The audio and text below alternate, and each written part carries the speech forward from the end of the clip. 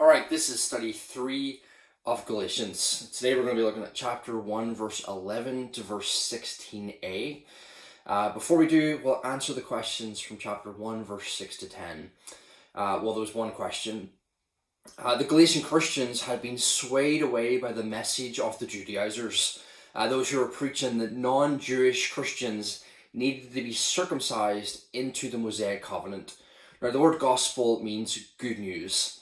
So the question was, what are the effects of turning to or preaching a false gospel? Well, first of all, it's to turn away from or to desert God, according to verse 6. Second, it's to preach no gospel, no good news at all, verse 7. Third, it's to trouble the believers, again, verse 7.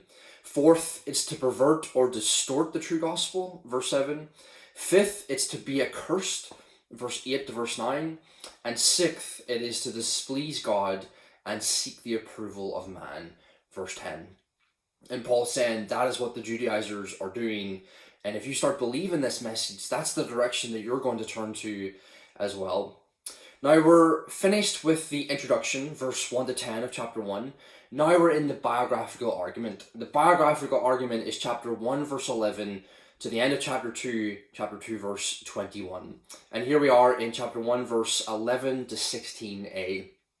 Now, if you remember, Paul made a point in chapter 1, verse 1, that his apostleship does not come from man, but from God. You see, the Judaisers were claiming a number of false things about Paul. They were claiming that he wasn't a true apostle, that he heard the gospel from the true apostles, and that he had twisted that message, and the message that he preached in Galatia contradicted what the true apostles in Judea were preaching. So he was a true apostle, he heard the message from the true apostles, and he twisted that message and was preaching his twisted version in Galatia. Paul responds to these accusations with his biographical argument.